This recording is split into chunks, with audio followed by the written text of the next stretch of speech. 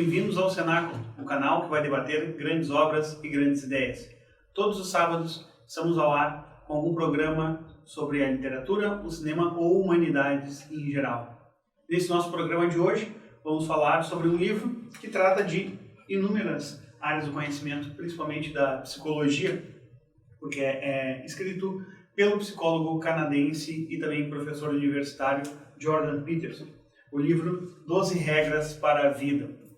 Esse livro também, assim como o outro livro do Peterson, o Mapas do Significado, a Arquitetura da Crença, estão disponíveis lá no nosso link, aqui abaixo na descrição do vídeo. Bom, hoje, então, tratando desse tema, nosso primeiro livro que a gente trata mais com uma área mais psicológica, Guilherme, pode dar um painel assim, um pouco resumido sobre quem é Jordan Peterson e como é que ele alcançou a fama graças à internet nesses últimos anos? Bom, olá. O Jordan Peterson ele é um psicólogo e professor universitário canadense e ele começou a ganhar uma certa notoriedade quando, acho que ali por 2013, 2014 mais ou menos, ele começou a publicar. Um pouco da notoriedade dele veio disso, sem dúvida, que foi quando ele começou a publicar alguns dos seus vídeos com aulas suas na Universidade de Toronto, no Canadá, que é onde ele leciona. Ele começou a postar esses vídeos na internet com trechos das suas aulas e isso começou a lhe dar uma certa visibilidade. Muitos desses trechos dessas aulas dele, dependendo, são praticamente complementares ao 12 Regras para a Vida, ou trabalham alguns temas que ele trabalha aqui. Depois a gente vai comentar isso no livro, quando a gente for discutir o livro, mas tem muitas aulas dele sobre análise simbólica de filmes, por exemplo, filmes que ele vai acabar comentando aqui no 12 Regras.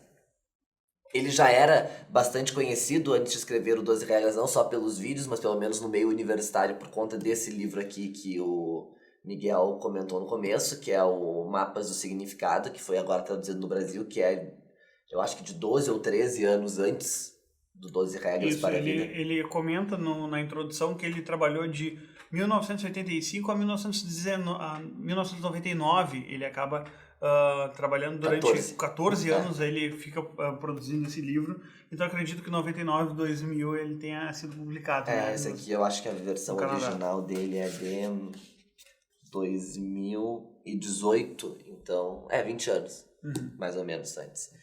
E a parte disso, ele ficou bastante conhecido, e aí ele ganhou uma notoriedade muito maior em termos de polêmica, quando na Universidade de Toronto, no Canadá, ele se manifestou fortemente contra a adoção da universidade da chamada linguagem neutra, que era muito reivindicada pelos alunos universitários. Ele disse que isso era uma estupidez sem fim e disse que a universidade não deveria adotar essa linguagem, não só nas aulas, sobretudo nos documentos oficiais. E isso acabou gerando uma série de protestos contra ele por parte dos estudantes universitários. E isso acabou lançando ele, porque essa polêmica ganhou proporções absurdas, e muitos intelectuais saíram em defesa dele, em defesa da proposta que ele, inclusive intelectuais fora do Canadá. Então ali ele ganhou uma dimensão maior, ganhou uma certa notoriedade. A Camille Paglia, por exemplo, escreveu artigos no New York Times defendendo a posição dele contra o uso da linguagem neutra, etc. E ali ele deu um boom e saiu para o mundo. Esse livro, 12 Regras para a Vida, foi lançado aqui no Brasil em 2018, logo depois que saiu lá. Não tinha sido nem lançado aqui o Mapas do Significado ainda. Quando foi ano passado, que foi final do ano passado. Final do ano passado, início do ano retrasado, foi lançado aqui no Brasil, pela Realizações. Então, ele inicia, ele comenta um pouco na introdução desse livro que uma parte da ideia sobre a publicação desse livro veio do seu editor e também do sucesso que um site de perguntas e respostas, onde cada um poderia publicar na internet, o Quora, uma coisa assim, tinha ali algumas perguntas e alguém faz alguma pergunta sobre como viver bem a vida, algo assim. E daí ele faz algumas regras, né? São mais do que 12. E aquela resposta que ele dá faz bastante sucesso.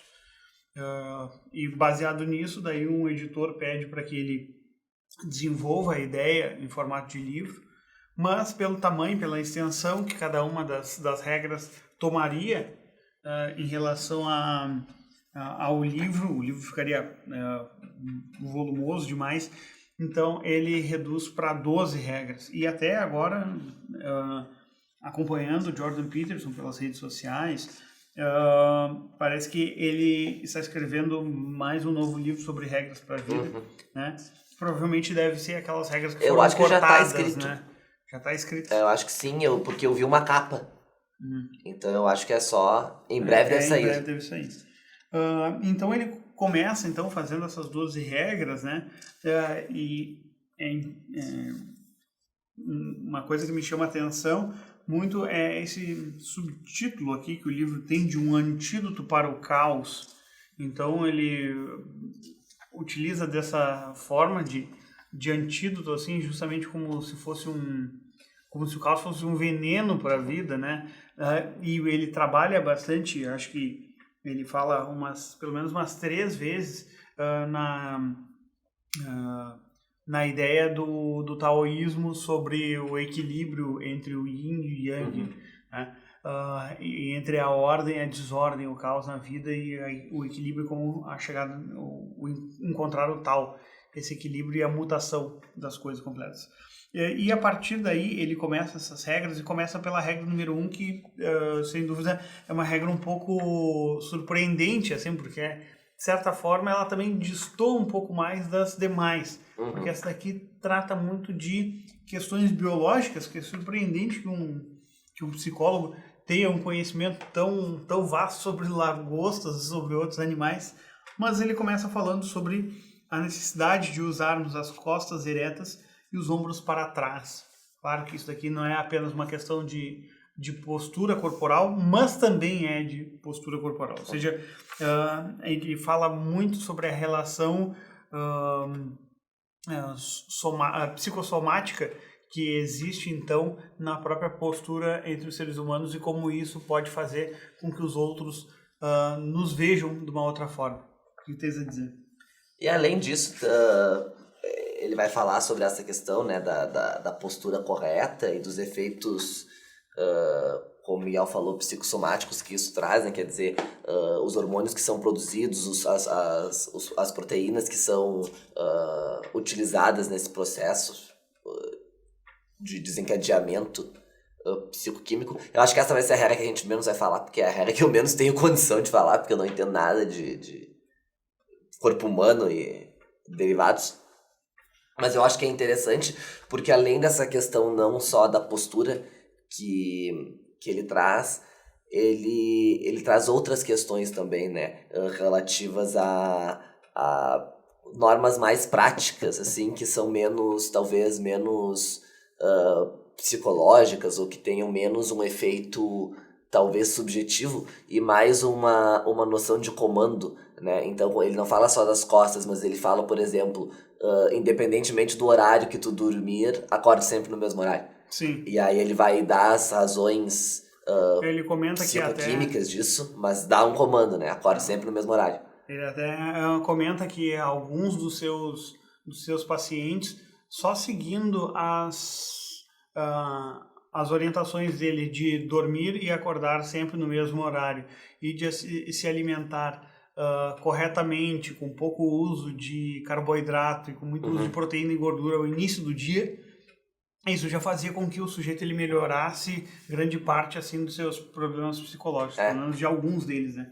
Mas é interessante porque ele começa dando o exemplo das lagostas e a postura que as lagostas se utilizam dentro do seu habitat para se transformarem em animais dominantes dentro da sua espécie, faz com que esses animais eles tenham um nível de serotonina maior, ou seja, se tornem mais agressivas, se tornem mais dominantes, enquanto que a lagosta que é derrotada numa luta acaba se tornando um animal derrotado também psicologicamente. E a postura dessa lagosta ela acaba sendo modificada, né? Ela acaba se modificando e sempre a postura acaba refletindo essa derrota psicológica que acaba se desenvolvendo nesses animais tão primários. E daí ele vai mostrar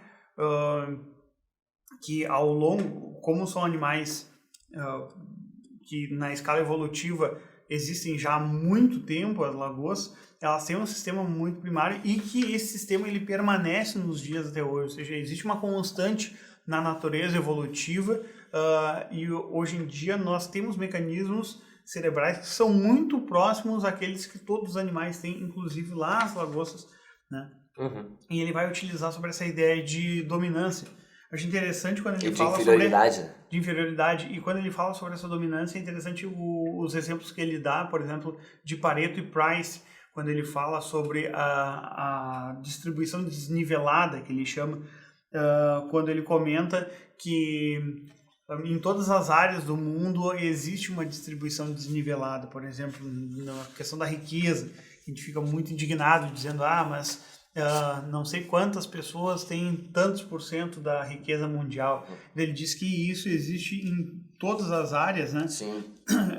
Do conhecimento e da própria natureza humana. Ele diz ali que Bach, Beethoven, Mozart e Tchaikovsky juntos compuseram quase todas as músicas que são tocadas modernamente por orquestras. Por orquestra. E assim por diante, ele dá inúmeros exemplos, né? E depois ele começa a falar sobre o lugar da natureza e o equilíbrio que essa natureza ela deve trazer, ou pelo menos que a gente deve buscar. E daí é a primeira vez que ele utiliza desse exemplo do yin e do yang, né? Então, falando sobre o sujeito dominador e o sujeito dominado, ele comenta sobre essa relação ancestral que o nosso cérebro tem, e daí ele vai dar esse exemplo do mau funcionamento justamente com a questão do sono, né?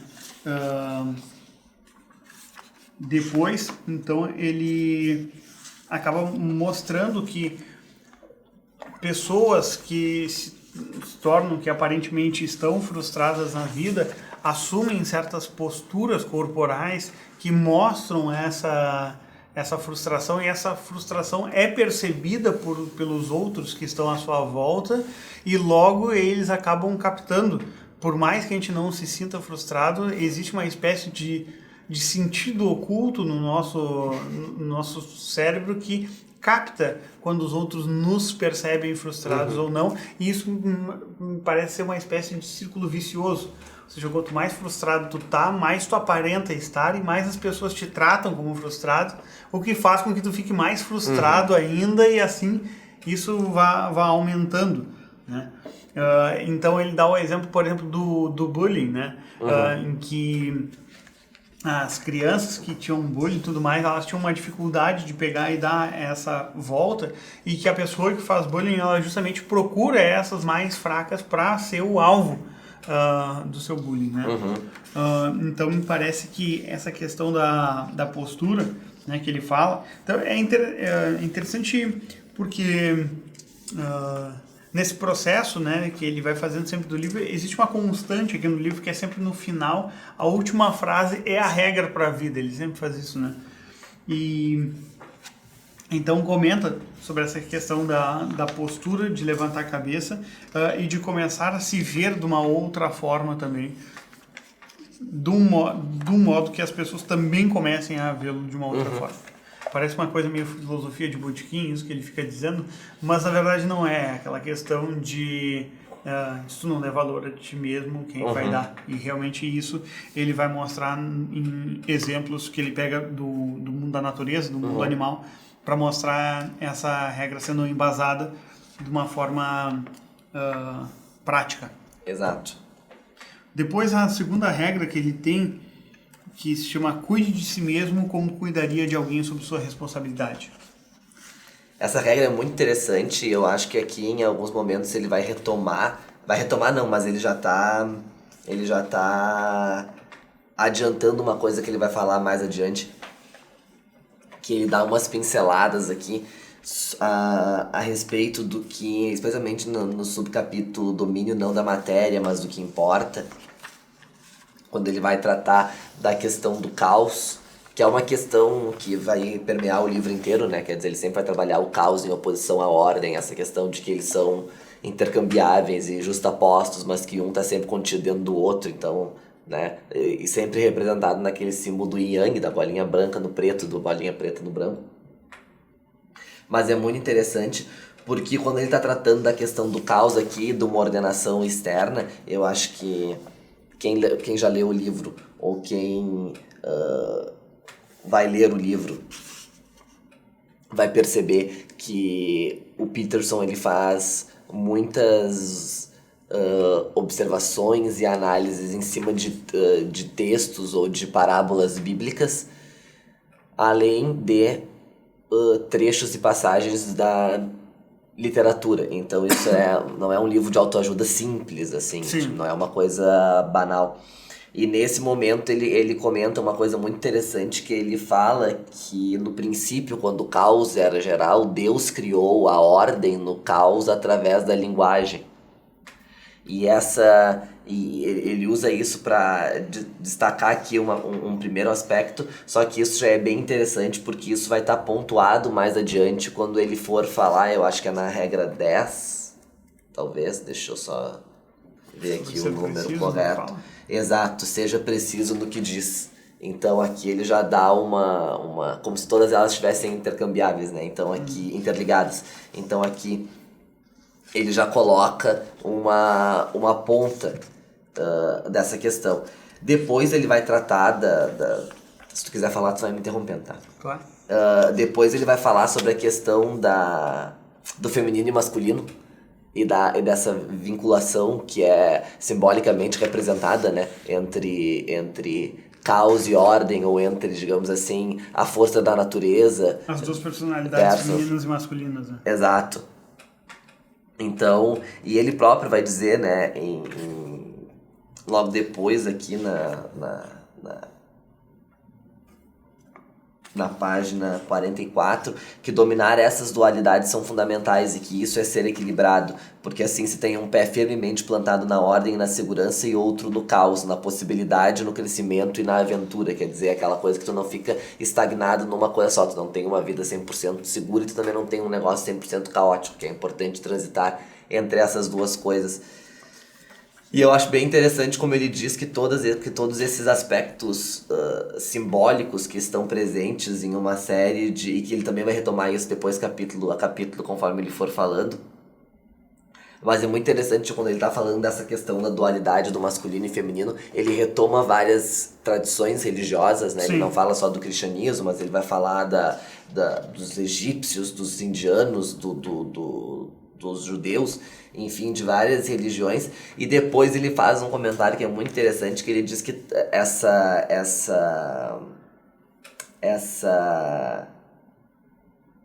dualidade, ela é cristalizada, digamos, dos filmes infantis. Sim. E que todo mundo consegue assistir os filmes infantis e por mais surreal que seja a história, a gente consegue captar alguma coisa daquela história, porque é como se a gente já tivesse vivido aquilo várias vezes em outras situações, ou que a gente já tivesse presenciado aquilo, que aquele símbolo meio que diz respeito a todo mundo de forma universal. E aí depois, quando ele for passando mais adiante nas regras, ele vai comentar alguns desses filmes clássicos infantis, dizendo o que simbolicamente eles representariam, né? Nessa visão de feminino versus masculino. Aí temos a parte espetacular, que ele vai falar sobre o Jardim do Éden e vai nos trazer algumas questões que são questões bem profundas assim, a respeito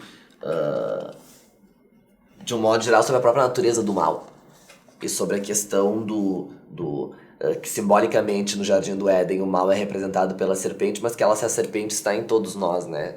Constantemente em nós, e que compete a nós sabermos o que fazer desse mal inato, ou dessa inclinação pelo menos para o mal que nós temos. Nesse capítulo é um dos primeiros capítulos onde ele vai trazer como é que eu posso dizer assim, como base, digamos, para as suas elucidações, O Arquipélago Gulag, do Solzhenitsyn, que também é um dos livros que talvez seja o livro mais citado, eu acho que sim, ao longo do livro. E aqui ele vai trazer algumas coisas também sobre essa questão do bem e do mal intrínseco ao homem, e diante disso da própria condição que o homem tem, e que, segundo ele, é o único ser que tem esta capacidade, digamos assim, que é a capacidade que o homem tem de gerar sofrimento para fins de gerar sofrimento. Né? Porque isso, na verdade, acaba retomando lá o início do capítulo, que é quando ele dá o exemplo dos doentes que não tomam seus remédios, né? Exato. Não, e mesmo isso é muito interessante porque eu nunca tinha parado pra pensar nisso. Até ter lido o livro logo depois que saiu, eu nunca tinha parado pra me dar conta disso, que é verdade. A única espécie que consegue impor o sofrimento para fins única e exclusivamente de sofrimento é o homem. As espécies da natureza, digamos, os outros animais não conseguem fazer isso, porque isso requer um avanço neurológico que é... Sim, e me parece que aqui ele faz muito desse comentário que tem hoje em dia de o ser humano ele vale muito menos do que do que os animais, né? Se tem isso muito hoje em dia quando se vê algum vídeo sobre maus tratos a animais, coisas assim, e mostrando sobre a maldade do ser humano, e ele vai tratar dessa natureza caída do ser humano desde o Éden até os dias de hoje, e em contraposição a essa pureza animal que ele tem. Mas é interessante que tem um momento do livro que ele fala justamente sobre essa romantização que nós temos da natureza como algo maravilhoso, né, quando ele vai fazer uma crítica a Rousseau. E aqui me parece que ele já meio que dá a entender onde ele vai chegar justamente nesse momento em que ele faz a crítica a Rousseau. E enfim, esse capítulo vai se desenvolvendo de um lado por esse sentido, porque uma coisa que é muito, para quem lê o livro, para quem vai ler o livro, há de se perceber que é muito... O capítulo começa e ele vai, ele parece que ele tá indo numa coisa completamente longínqua, e aí no final ele vem, lá na última sessão ele vem e fecha. Então às vezes parece que a discussão tá muito abstrata, e aí lá no final ele te pega, te puxa de volta. Então, na verdade, aqui ele também retoma no final do capítulo... Retoma não, mas ele traz uma ideia que ele vai desenvolver depois em outra regra, mas que é, digamos assim, muito superficialmente, e é o que dá, digamos assim, base para essa regra número 2 aqui, que é quando ele vai dizer que todo mundo tem alguma coisa a contribuir. Quer dizer, você pode fazer alguma coisa significativa que só você pode fazer, seja qual for essa coisa, que não precisa ser uma coisa... O significativo aqui não significa a mesma coisa que grandioso, né? Sim. Então você pode fazer alguma coisa que só você pode fazer. E, portanto, para fazer essa coisa, você precisa estar bem. Você precisa ter respeito por si e agir da forma que você deve agir. Portanto, e aí é a conclusão que é o título do livro, né? Cuide de si mesmo como cuidaria de alguém... Do capítulo, desculpa. Cuide de si mesmo como cuidaria de alguém sob sua responsabilidade. Exato. Essa é a ideia. Depois do capítulo 3, seja amigo de pessoas que queiram o melhor para você. Ele vai tratar bastante sobre a cidade natal dele, que foi uma coisa meio chocante de ver como ele viveu num ambiente naturalmente hostil, assim. Ele vem de uma cidade do norte do Canadá, de Fairview, né, no estado de Alberta, onde se passa uma boa parte do ano num inverno extremo, né, com temperaturas muito abaixo de zero, e onde tudo era muito difícil assim, de conseguir. E por ser uma cidade muito pequena, as pessoas tinham poucas diversões. E ele fala sobre alguns amigos e parentes que ele teve que se perderam nessa vida, em questões de depressão e tudo mais. Então começa a comentar sobre a amizade. Né? E uma das coisas interessantes que ele fala é que não basta ter o processo da amizade apenas por ser amigo de uma pessoa, que não queira o teu bem não significa muita coisa, principalmente se a base disso for a lealdade. Ele diz, não adianta tu ser leal se as pessoas elas não querem o bem para si próprias, porque é criando esse ambiente de ajuda mútua, o que me lembrou bastante a ideia do cenáculo de Balzac, que era justamente essa ideia, né, do cenáculo, acaba se mostrando, né, o principal motor da amizade em si. E ele vai falar aqui, ele vai trazer algumas coisas muito interessantes, porque ele vai dizer, né, que às vezes, e isso que é interessante, às vezes tu é amigo de um sujeito e aquele sujeito, enfim, acaba se desgraçando ou fracassando por algum motivo, e que justamente isso é a função do amigo aqui, seria tentar elevá-lo, seria tentar colocar ele de volta nos trilhos, porque ele diz, né, que fracassar não é a exceção, que fracassar é a regra, e portanto as pessoas tendem a se conformar com essa regra. Então ele vai trazendo vários outros exemplos com base nessas experiências que ele teve, ele vai enumerando, na verdade, atitudes com base nessas experiências que ele teve da juventude dele, que eu acho muito interessante, assim, em termos de responsabilidade, porque ele diz assim: não é a existência do vício ou a indulgência com ele que requer uma explicação. O vício é fácil, o fracasso também. É mais fácil não carregar um fardo, é mais fácil não pensar, não fazer e não se importar. É mais fácil deixar para amanhã o que precisa ser feito hoje e afogar os próximos meses e anos nos prazeres baratos do hoje. Como o infame pai do clã dos Simpsons diz imediatamente antes de engolir uma jarra de maionese com vodka, isso é um problema para o Homer do futuro, e amigo, não inveja aquele cara. Quer dizer, é muito... Ele é um grande fã de Simpsons, né? Ele vai citar Simpsons muitas vezes, inclusive no final. Mas é muito interessante essa exemplificação que ele faz para mostrar a importância que isso tem, não só nas escolhas dos amigos, como também no papel que esses amigos têm na sua vida. Então, portanto, seja amigo de pessoas que querem o melhor para você, ou que queiram o melhor para você. Exato. Depois, a quarta regra, ele fala sobre comparar a si mesmo com quem nós fomos ontem, e não com alguém que é hoje. Né? Então ele vai fazer esse comparativo mostrando sobre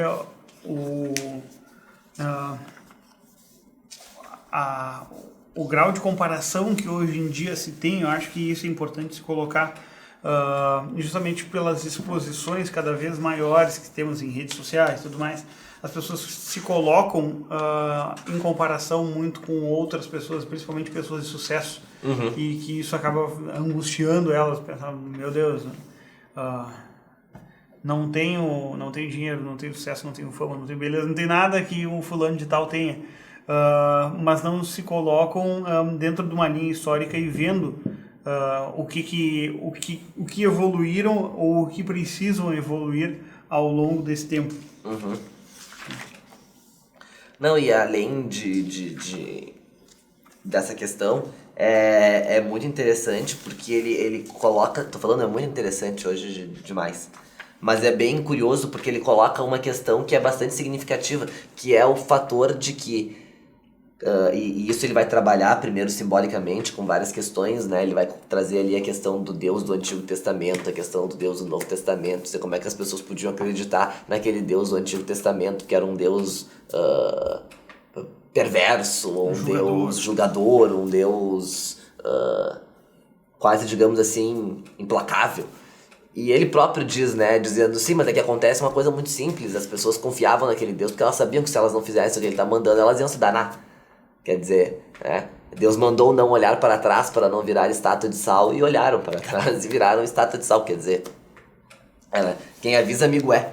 E nesse sentido, ele vai trazer essa questão de que cada pessoa é uma pessoa em si, cada pessoa é um universo em si, então comparar-se com uma outra pessoa naquele momento do hoje não te diz muito, porque tu não tem muita perspectiva também sobre o que aquela pessoa foi ontem, quer dizer, por isso que tu tem que ter o teu padrão de comparação tem que ser você mesmo. Então, quer dizer, eu sempre me perco quando eu vou falar, sempre a ti próprio, a mim próprio, fico meio confuso. Mas a própria pessoa tem que ser o seu padrão, quer dizer, você não precisa ser hoje, você não tem nenhuma... E eu acho até que isso pode ser dito como uma obrigação. Quer dizer, eu não tenho a obrigação de hoje ser o Papa João Paulo II, mas eu tenho hoje a obrigação de ser minimamente melhor do que eu fui ontem. Quer dizer, é uma questão de evolução, né? De melhora. Porque todo o processo o que pouca gente se coloca é que as oportunidades que a vida dá, que as questões geográficas, sociais, das próprias escolhas que as pessoas fazem, limitam elas a seguir por um caminho ou por outro. Né? Então seria difícil tu comparar coisas que são completamente diferentes. Claro. Ou seja, o tipo de evolução que eu vou ter como pessoa em relação a alguém que vive na Bielorrússia. Né? Sim, não tem como se comparar isso, porque as situações são completamente diferentes. E só tem esse grau comparativo olhando para trás. E são 1 milhão de possibilidades, né? São 1 milhão de possibilidades. Ele dá o exemplo, ele utiliza do conceito de Maia, né, dos indianos, justamente para mostrar essa ilusão que nós temos em relação aos inúmeros aspectos da vida. Por exemplo, eu vi há um tempo atrás alguém comentando que as pessoas muito gostariam de ter o dinheiro do Steve Jobs, mas não gostariam de morrer cedo que nem Steve Jobs. Então é mais ou menos isso, né? Tu seleciona alguns aspectos que são positivos da vida da pessoa e toma aquilo ali como um todo da vida da pessoa, né? Enquanto que tu não pega todo o contra, ou todos os dramas internos, os infernos que existem na vida desse sujeito e que a gente não sabe como ocorrem, né? Então acho que daí ele acaba terminando sempre com essa ideia, né? Da comparação e sempre com aqui ele se utiliza muito do conceito religioso, né? Principalmente do Novo Testamento, quando ele cita Mateus, né? Sobre essa despreocupação que temos que ter com alguns aspectos de como estamos e como fomos. E depois a regra número 5, chamada não deixe que seus filhos façam algo que faça você deixar de gostar deles. Essa aqui eu acho que foi a que eu mais gostei, assim, porque acho que pelo momento da vida, por ter filho pequeno, é uma regra que me pareceu bastante palpável e que se encaixa muito na vida de quem é pai e quem é mãe. O que tu acha? Apesar de não ser, eu não ser pai. Nem mãe. Nem mãe. Mas... eu não tive essa experiência, tu tens agora, né? Eu nunca tive essa experiência de ter crianças tão perto, assim, na prática, depois de já ter estado na vida adulta. Mas eu acho que aqui ele traz alguns pontos que são, no mínimo, pouco usuais. Sobretudo por quem fala... de quem fala sobre educação não costuma realmente levantar muito esses pontos. E falar a verdade, né?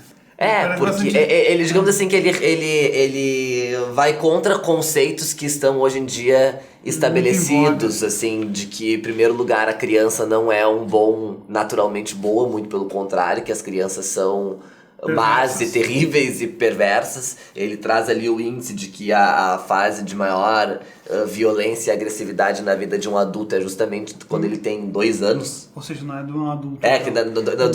Durante uma vida inteira é quando aquela pessoa tem 2 anos.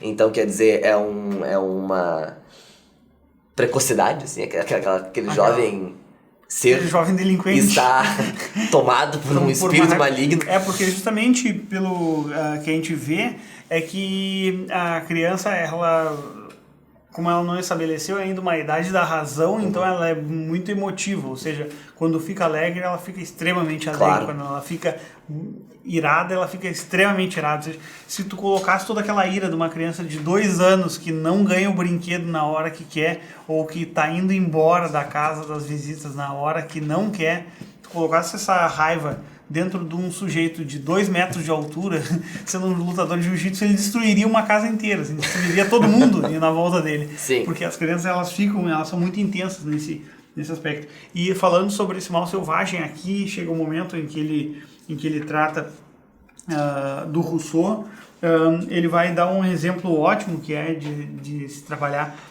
e de se perceber essa questão da maldade inata no ser humano e principalmente nas crianças, que é o livro O Senhor das Moscas, do sim. William Golding, né? E depois, então, comentando sobre os animais, ele diz que uma estudiosa da vida dos chimpanzés mostrou que os chimpanzés, eles também faziam batalhas, né, e guerras muito, muito cruéis entre si, né, e isso mostrava que a natureza não era algo bom e que o homem a deturpou chegando à civilidade, mas parece que é uma ideia mais de que o Hobbes coloca da natureza maligna do ser humano e que a civilização é uma espécie de freio possível para essa brutalidade que ocorre. E até cita um outro livro que havia sido publicado pela Realizações, que é aquele é um livro, A Guerra Antes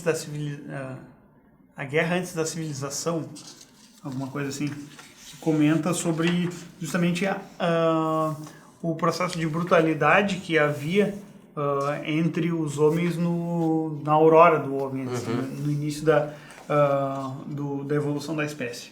E uma coisa que é significativa para comprovar essa questão de que as crianças não são naturalmente boas é só parar para se pensar o seguinte, né?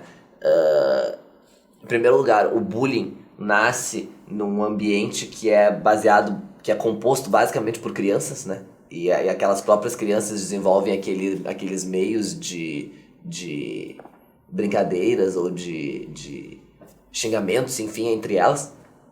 E o outro ponto é, justamente se sabe que não se pode deixar crianças sozinhas, porque não é só por uma questão de segurança, porque crianças sozinhas se matam uma das outras, querem o mesmo brinquedo ou não querem, ou a briga ali é totalmente generalizada.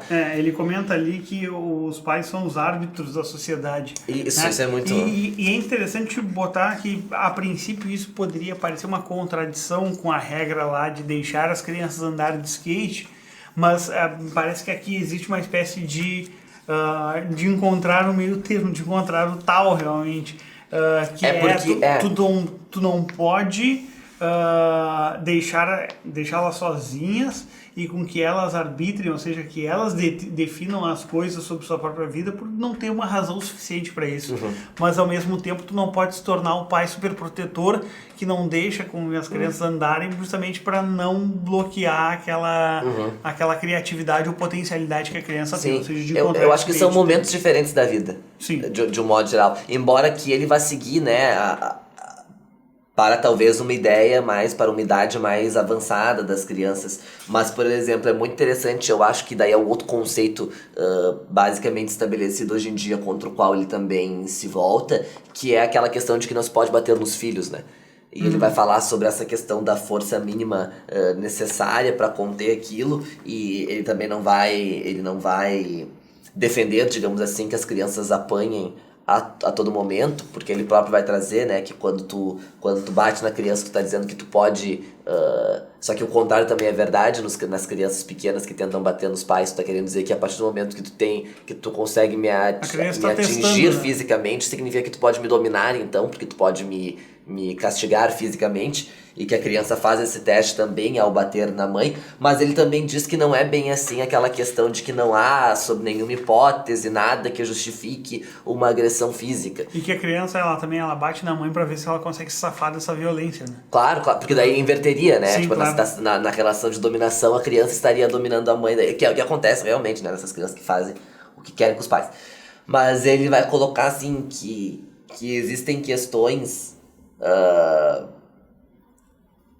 que existem casos específicos onde, apesar dessa violência, não é nem uma violência, né, mas do pai bater no filho, que não é uma coisa assim recomendável, mas que às vezes é inevitável. Então ele começa a dar alguns exemplos, quer dizer, a criança que constantemente está lá colocando a faca na tomada, tu vai fazer o quê? Quer dizer, tu não pode sentar e debater com aquela criança ali, porque ela não vai entender e a consequência... E nem ficar dizendo várias vezes não, porque em algum momento, se tu ficar esperando com que no milésimo não ela entenda e pare de fazer, até lá ela tomou um choque, né? Exato, então é justamente isso que ele traz, quer dizer, não é positivo, mas nesse caso é necessário bater, então use-se a força mínima necessária. Ou se utilizar, por exemplo, de alguma outra coisa como castigo, né? Mas porque a alternativa é pior.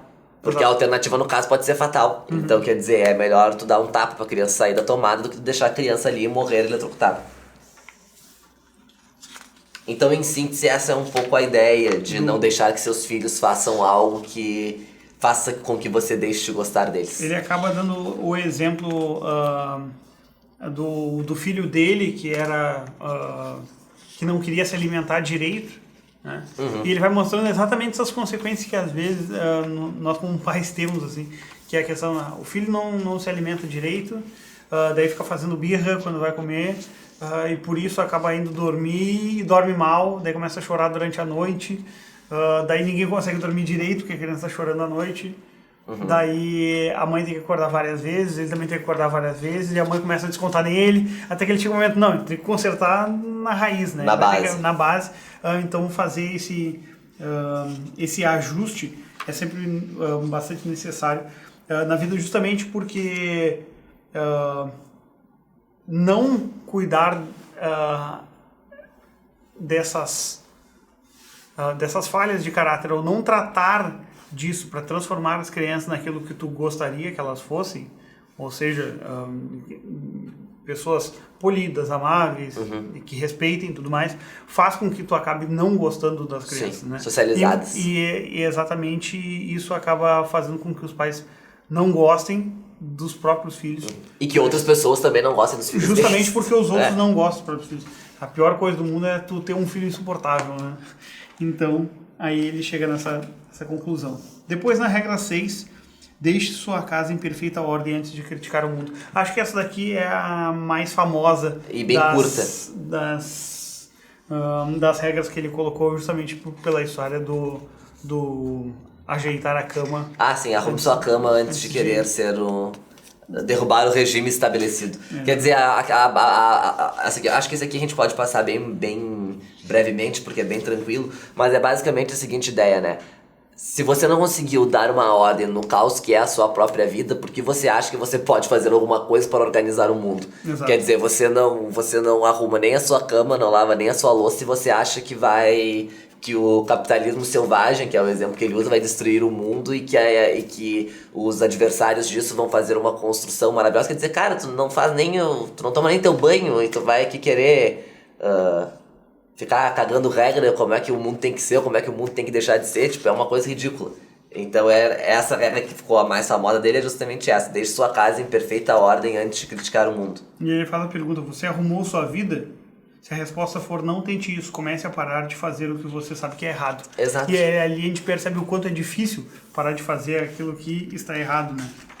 Ou seja, depois que tu começar a fazer isso, então já é um segundo passo. Porque isso é uma excelente justificativa, né? Que é do tipo, tu abstrai de qualquer individualidade, aí tu começa a raciocinar, que a gente até trabalhou um pouco sobre isso lá no Noica, né? Nas doenças do espírito contemporâneo. Tu pensa a trabalhar só no abstrato, do tipo assim, mas eu vou resolver o problema do mundo, tipo, mas o teu problema concreto, individual, tu resolver, tipo, não, mas eu vou resolver o problema do mundo. Tipo, tu não sabe como é difícil resolver o teu pequeno problema, tu vai resolver o problema do mundo. Que é exatamente o problema que teve Rousseau, que escreveu um livro sobre educação e colocou 5 filhos do orfanato, porque não sabia como tratá-los, né?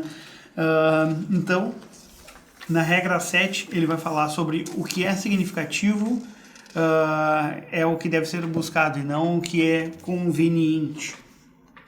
Exatamente. Eu acho que essa regra aqui, apesar dele trazer uma forte base teórica, a gente fazer uma série de referências, a maioria delas bíblicas. Sim. E até depois ele vai também fazer uma crítica, né? Que ele diz cristianismo e seu problema, eu acho que é o título o cristianismo e seus problemas, que é uma subdivisão dentro do capítulo, que é onde ele vai trazer ali Nietzsche, Dostoiévski, mas sobretudo Jung, ele é junguiano, né?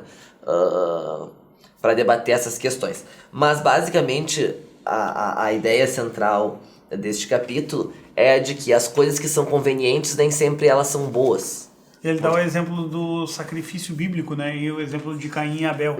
Ou seja, de se utilizar daquilo que é mais conveniente, não daquilo que é o necessário. Que é o preciso, exato. E vai se ter aquela... Vai se trazer aquela questão de que...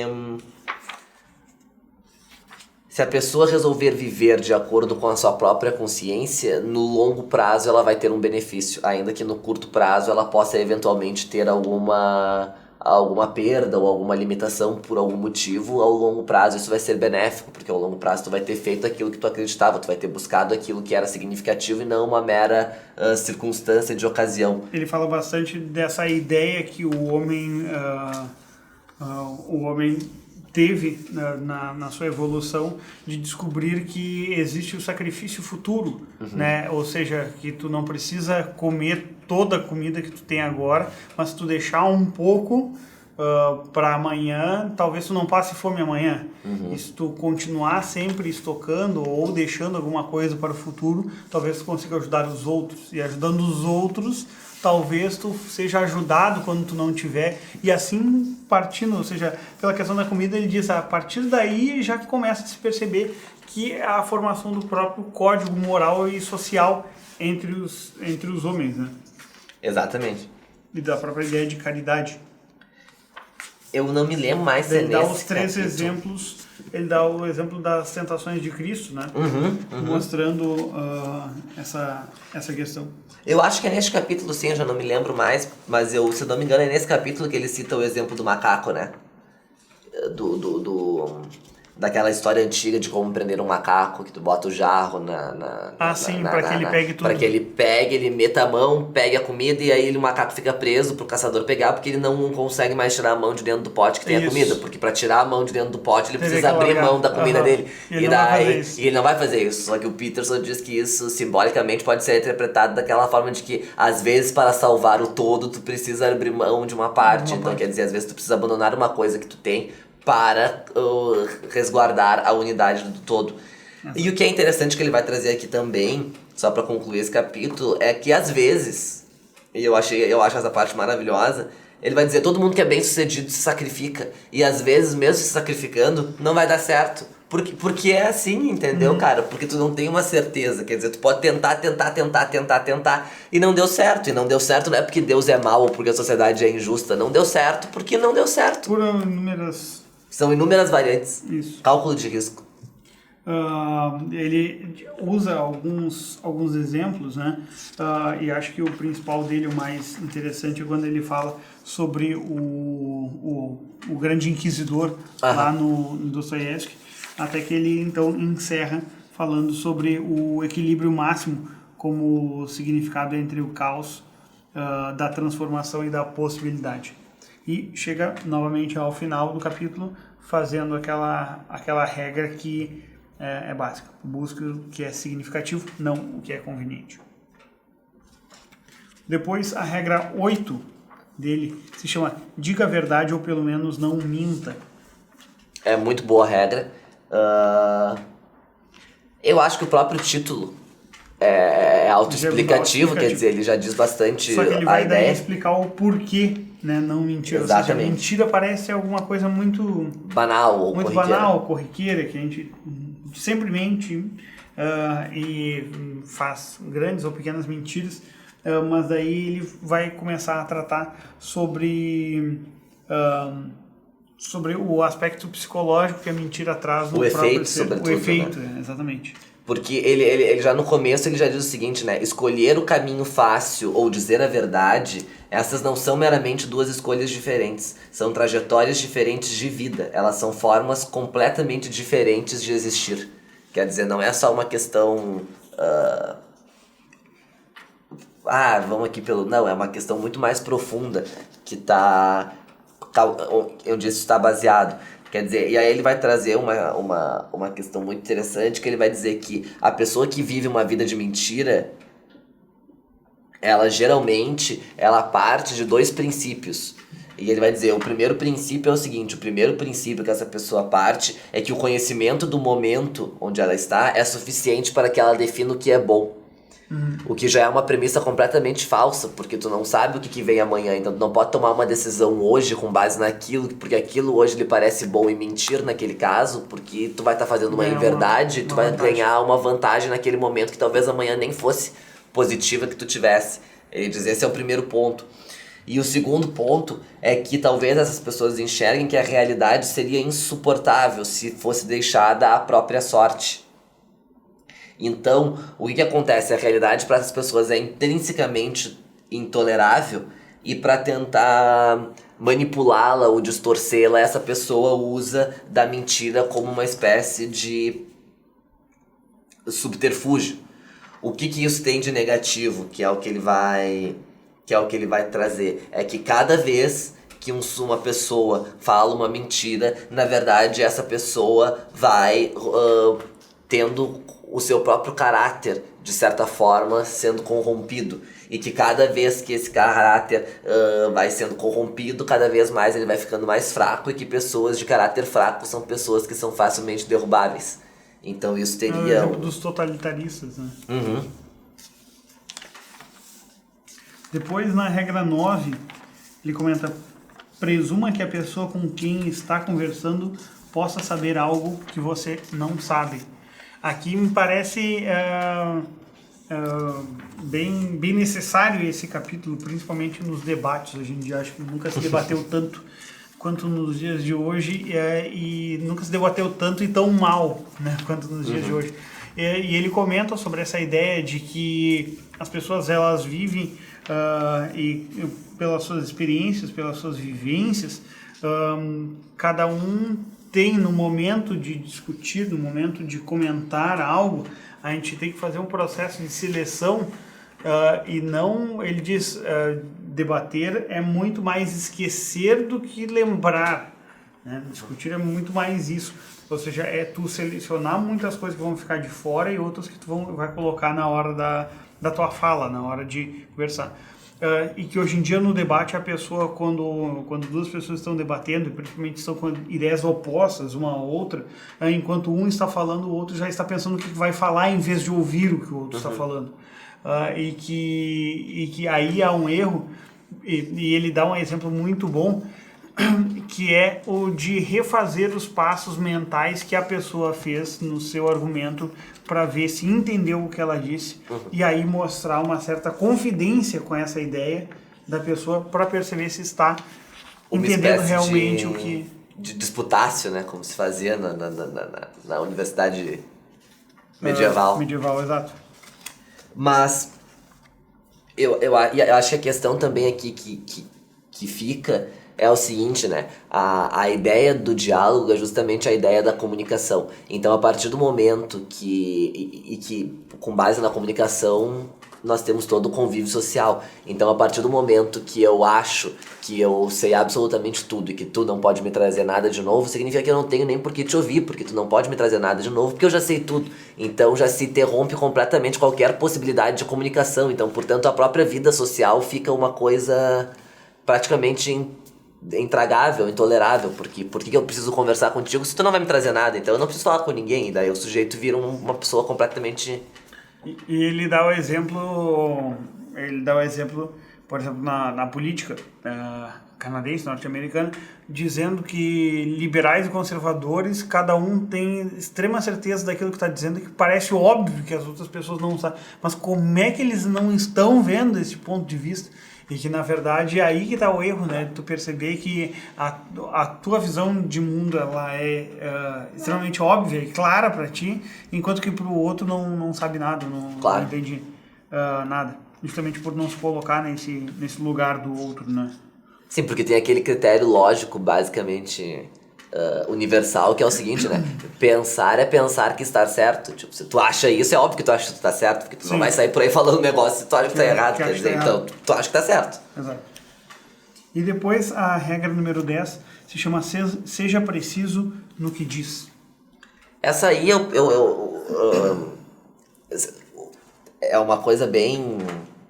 É um efeito meio psicológico, linguístico, digamos assim, mas que é basicamente a necessidade de uma precisão vocabular, digamos assim, porque isso faz muita diferença, até para a pessoa se entender, e ele vai dizer isso, a si própria. Porque para tu poder te entender, para tu poder te construir até enquanto ser humano, é necessário que tu saiba exatamente aquilo que tu tá sentindo, ou aquilo que tu tá falando, ou aquilo que tu quer transmitir. Quer dizer, a falta de precisão vocabular faz com que às vezes as pessoas... a pessoa não tá propriamente triste, ela tá com outra coisa, mas ela diz que ela tá triste, porque ela não sabe qual é a outra coisa que ela tá. E ele, como psicólogo, vai dizer que às vezes isso era muito perceptível no seu consultório, porque às vezes a pessoa não tava com tristeza propriamente dita, ela tava com angústia, ou com solidão, ou com uma outra coisa que não era isso. Tem um outro momento que ele fala sobre o Freud, do porquê que ele não interrompia ou não estava de frente, mas é no capítulo anterior, né? Mas acho que cabe também aqui de interromper a pessoa para que ela falasse exatamente aquilo que ela estava sentindo. E aqui me parece importante ressaltar a ideia de que o pensamento ele tem como base, como estruturação do pensamento, o uso da linguagem da comunicação, a partir de palavras, ou seja, a falta de precisão vocabular acaba fazendo com que a pessoa também não tenha precisão mental. Isso é uma limitação. Exato. Ou seja, o cérebro acaba questionando as nossas certezas quando o caos aparece. E se tu não tem uma organização em ser preciso naquilo que tu fala, tu não acaba colocando no devido lugar todas as coisas quando a tua vida ela tá num turbilhão. Mas, e aqui também ele até chega a comentar isso, né? Que ele diz que a pessoa que não tem a precisão vocabular é uma pessoa ao léu, é uma pessoa que não sabe pra onde ela vai, porque ela é uma pessoa aleatória, porque ela não consegue nem transpor em palavras o que ela quer dizer. Ele diz assim, olha a quantidade de vezes que a gente vê uma pessoa que diz assim, ó, me aconteceu uma coisa terrível.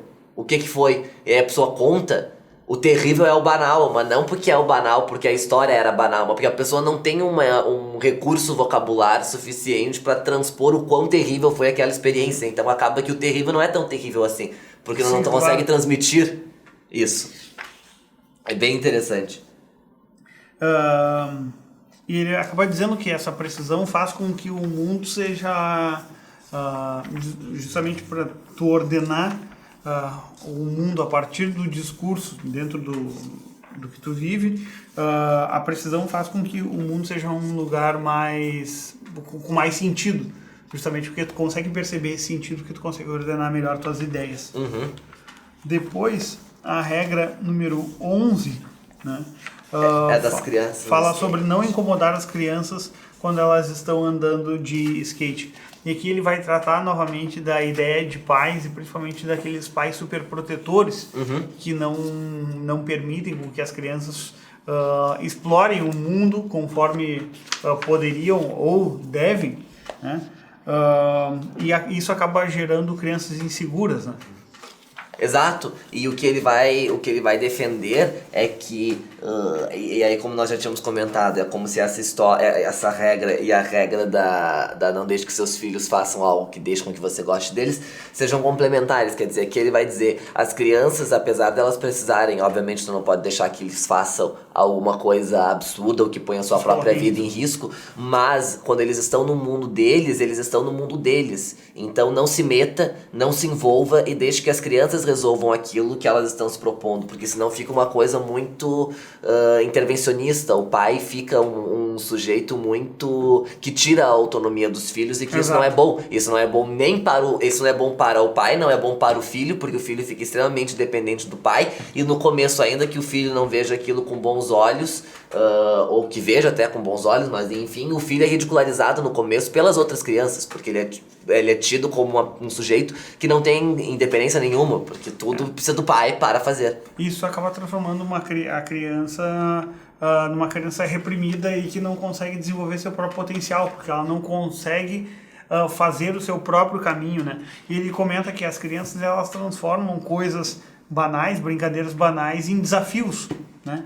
E eu me lembro quando criança eu adorava fazer um desafio a mim próprio, sabe? Então, isso me parece bastante comum, assim, percebo isso muito com crianças, né? E que as crianças, elas tentam transformar essas brincadeiras em desafios e no momento que chega o adulto que tenta meio que regular aquilo ali, tu acaba tirando todo o desafio da questão, tentando ordenar aquilo a partir da visão adulta, ou seja, permitir que as crianças se exponham, né, a perigos reguláveis, assim dizendo, é necessário porque das duas uma, ou a criança vai fazer, ou tu permite e observa a criança fazendo isso, ou ela vai fazer isso no momento que tu não estás. Ou seja, se tu não deixar a criança andar de skate, é melhor tu ver ela andando de skate, qualquer coisa, tu intervém quando tem alguma coisa muito em risco, do que tu não deixar e simplesmente ela pegar um skate no momento que tu não tá. Não, e não só isso, mas aqui ele vai trazer de novo aquela questão do naturalmente feminino, naturalmente masculino, e vai botar como essas questões são demonstráveis, ou pelo menos já aparecem em alguma medida, no próprio mundo infantil, e que isso tem certas repercussões dali pra diante. Então, por exemplo, ele vai fazer a análise, e aí as pessoas mais... eu imagino que talvez mulheres mais ligadas ao movimento feminista, etc., ficariam indignadas com essa frase dele, quando ele diz que a consciência, de um modo geral, é ligada ao masculino, simbolicamente, e a natureza ao feminino. E aí ele começa a fazer uma série de... Mas isso é em inúmeras religiões, né?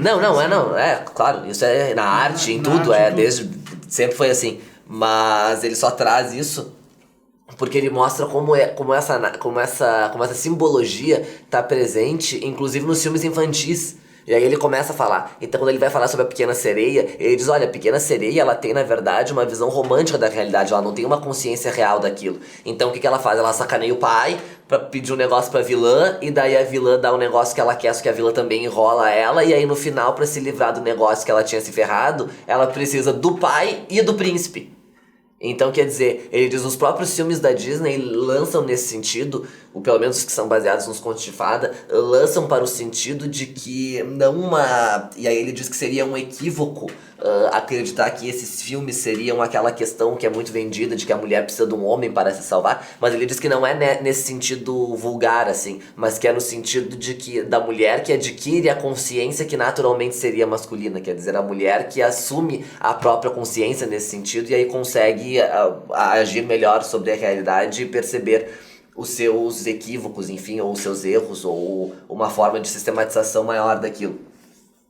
E aí quando ele vai falar sobre isso, ele também fala sobre como naturalmente as mulheres são atraídas por homens que representam uma certa força, ou que representam uma certa virilidade, ou que representam algum aspecto de segurança, que possa lhe dar alguma segurança. Então ele vai falar sobre o filme Clube da Luta, e dizer que esse filme teve uma aceitação brutal nos Estados Unidos por causa disso. E aí no subcapítulo do livro ele diz, o subcapítulo desse capítulo é justamente, um deles é seja durão, seu pamonha, porque ele diz, os meninos precisam ser durões porque eles precisam brigar, porque eles precisam defender, porque é o que se espera deles, de uma forma ou de outra é o que se espera deles, quer dizer, não só da sociedade como das próprias mulheres, quer dizer, as mulheres esperam que elas se casem com alguém que numa situação de risco possa defendê-las. Então demonstre isso, mostre isso, e é como se essa pequena sociedade infantil devesse ser feita sem a interferência dos pais, e aí justamente por isso é aquilo do que não incomode as crianças quando elas estiverem andando de skate. Nenhuma mulher quer um filtro do seu lado, né? Hã? Nenhuma mulher quer um filtro do seu lado. Então, bom, hoje em dia deve ter, né? Porque o negócio tá tão maluco que deve ter de tudo. E depois, na regra 12, chamado acaricia um gato ao encontrar um na rua, né? Ele vai falando, basicamente, assim, a ideia principal é de prestar atenção às pequenas alegrias que a vida nos proporciona. Afinal de contas, a vida, ela tem uma carga, não só uma, nem duas vezes, mas inúmeras vezes a nossa vida ela tem uma carga de sofrimento, e que essa busca por pequenos prazeres, por pequenas alegrias, acaba trazendo uma espécie de sentido de gratificação a essa existência, né? Ele tem uma visão bem pessimista, né? Pessimista não, ele tem uma visão realista, de que a vida é ruim. Só que é até um paradoxo necessário, né? Quer dizer, é aquela questão da morte, por exemplo, né? Pô, ninguém quer morrer, porque morrer é um negócio que é meio ruim, tu não sabe o que tem depois, etc, aquilo tudo, mas ao mesmo tempo a vida é boa porque tu morre, porque se tu fosse ficar aqui pra sempre também não ia ser bom, exato, entendeu? Então é aquele paradoxo necessário, e ele termina então a ideia do gato, que também pode ser os cachorros, enfim, que era isso que o Miguel havia comentado, desse pequeno prazer que te mostre que possa haver uma reste de sol num dia cinzento. É muito bacana como ele termina o livro, porque ele conta uma história pessoal nesse capítulo, não vou mencionar aqui porque é muito grande, a gente já está com a hora bastante avançada, quem quiser ler o livro para saber, mas ele conta uma história pessoal a respeito da filha dele, que teve uma série de problemas médicos desde muito cedo, e que eles tiveram muita dificuldade para fazer o tratamento com ela, porque era um negócio diferente, tal, raro, mas que agora ela estaria bem. E ele termina então o livro dizendo o seguinte: se você prestar atenção, mesmo em um dia ruim, pode ter a felicidade de se deparar com pequenas oportunidades. Pode ser que você veja uma garotinha dançando na rua porque está vestida de bailarina. Talvez tome um café em um estabelecimento que realmente se importa com os clientes.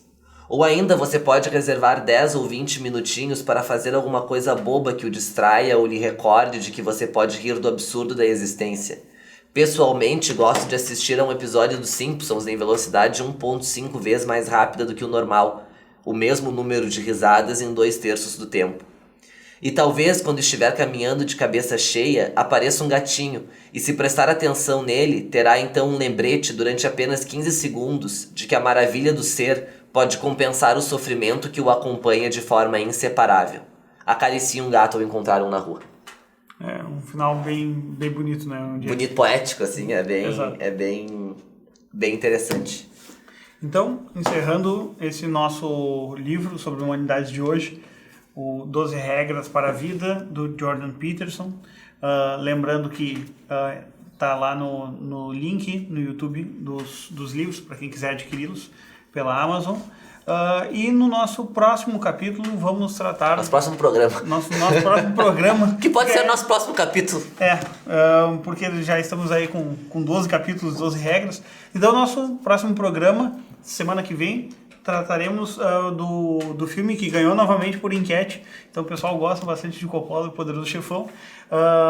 Dando prosseguimento ao que nós tínhamos feito já anteriormente, o nosso programa sobre o Poderoso Chefão, vamos falar sobre a segunda parte do filme agora, o Poderoso Chefão 2, de Francis Ford Coppola.